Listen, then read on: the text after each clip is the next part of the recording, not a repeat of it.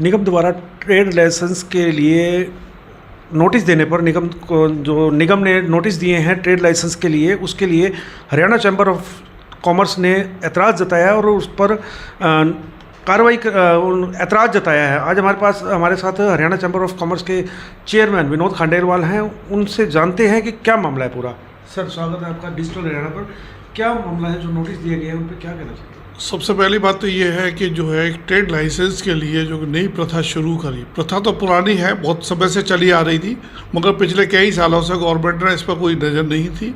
मगर अब इन्होंने जो है व्यापारी को परेशान करने की नीयत से इसको ट्रेड लाइसेंस को शुरू किया, जबकि हर व्यापारी, जो भी व्यापारी है, विदाउट जीएसटी के, वो विदाउट रजिस्ट्रेशन के कोई काम नहीं करता। जबकि एक्सपोर्ट की तो बहुत सारी नॉर्म्स है, बिगर नॉर्म्स के कोई भी व्यापार आज चलना बड़ा मुश्किल का काम है। मगर इस सब के बावजूद भी नगर निगम को पता नहीं क्या एक भूख लगी है पैसे की, कि जो व्यापारियों के ऊपर एक कलम तलवार लेकर घूमते रहते हैं और नई नई चीज़ों को डेवलप करते हैं। अभी लास्ट टाइम हमने हाउस टैक्स जमा करवाने के लिए ओपन हाउस भी लगाए, सेक्टरों के अंदर बहुत सारी सुविधाएं दी और लोगों को कलेक्शन करके भी दिए। मगर जिसमें जो लोगों के कलेक्शन के टाइम के ऊपर जो वेरिफिकेशन होनी चाहिए थी, वो वेरिफिकेशन आज तक नहीं हुई। लोग टैक्स देने को तैयार है, मगर नगर निगम क्या भ्रष्टाचार चरम सीमा पर होने के कारण कोई भी व्यापारी कहीं भी सफ़र करने के लिए करता जा रहा है और उसी घड़ी उसमें ये आज जो है एक नया ट्रेड टैक्स लगा के और लोगों व्यापारियों को परेशान करने की नीयत से काम शुरू कर दिया। सर, कितने टाइम का टैक्स मांग रहे हैं? 10 से 12 साल सुना है। नहीं, इसमें 10 साल तो कम से कम है ही है।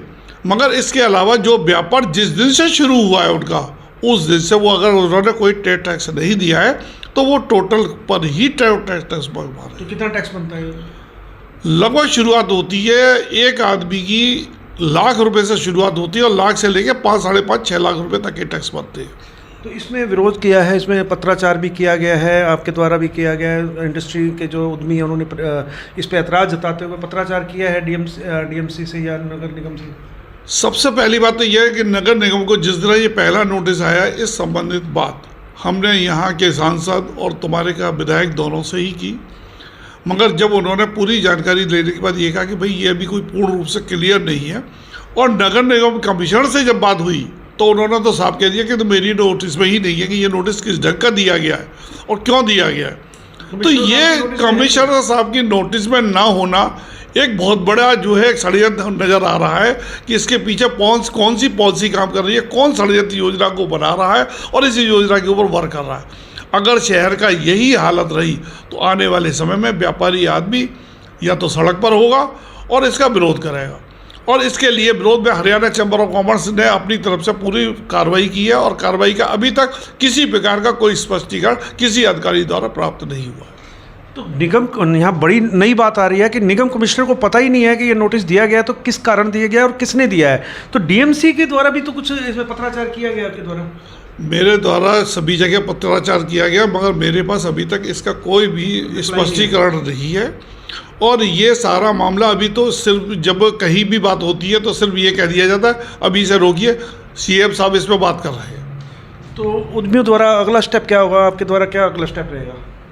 अगर ये समाधान नहीं हुआ तो चैम्बर ऑफ कॉमर्स इसका जो है विरोध करेगा, और विरोध के लिए व्यापारी आदमियों से अपील भी करेगा कि अगर इस ढंग की नीति अगर नगर निगम की है तो उसके लिए व्यापारी को एकजुट होना पड़ेगा, और एकजुट होने के बाद हम लोग इसके ऊपर कार्रवाई करेंगे। तो माना जा सकता है अगला कदम जो है सख्ती का हो सकता है? आज की तारीख में सख्ती के बगैर तो कोई काम होता नहीं है, इसलिए सबसे पहला तो ये सख्ती के भी कई ढंग हैं। अगर मैं उसको लिखा पढ़ी के ढंग से कहूँ तो वो भी एक सख्ती है, मगर प्रशासन और यहाँ के लोकल विधायकों को कम से कम शहर के व्यापारियों के हितों को ध्यान में रखते हुए इसके ऊपर कदम लेना चाहिए और इसका स्पष्टीकरण शीघ्र से शीघ्र कराना चाहिए। तो जो शहरी विधायक और ग्रामीण विधायक हैं इनको इसके ऊपर संज्ञान लेना पड़ेगा, और इस जो ट्रेड लाइसेंस के लिए नगर निगम जो सख्ती करने का मूड में है उसको दूर करना पड़ेगा और उसके ऊपर कार्रवाई करनी पड़ेगी। जबकि देखिए, एक तो सबसे पहले हमारे विधायक भी जो है खुद भी व्यापारी है, खुद एक्सपोर्टर है, और उन्होंने एक मीटिंग के अंदर ये भी कहा कि एक ट्रेड लाइसेंस लेने के लिए आदमी को 64 लाइसेंस लेने पड़ते हैं। इसका थोड़ा सा स्पष्टीकरण करना चाहिए और लोगों को सरलीकरण होना चाहिए, जिससे लोगों को ये पता रहे कि हमने ये टैक्स देना है, जिसका स्पष्टीकरण जितनी जल्दी होगा कम से कम हम उसके लिए 5-5 4-4 साल वेट क्यों करें। इसलिए मेरी तो अपील है सभी लोगों से कि अगर इस ढंग की कोई भी सीमा आती है तो उसका क्लियर स्पष्टीकरण इमीडिएट होना चाहिए और जिससे कि व्यापारी की नज़र में रहे।